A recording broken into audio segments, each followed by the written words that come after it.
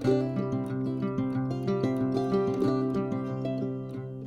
one thing I like to do is ask people what their comfort food is. I recently asked a friend what his favorite food, home-cooked meal was, and he said, my mom's curry. I said, oh, what country? Because of course there's so many different kinds. He said Japanese.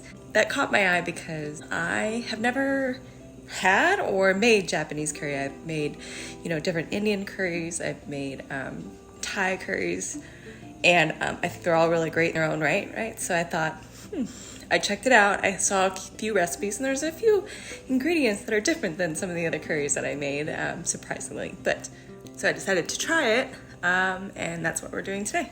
So this is just a quick video of me doing Japanese curry for the first time.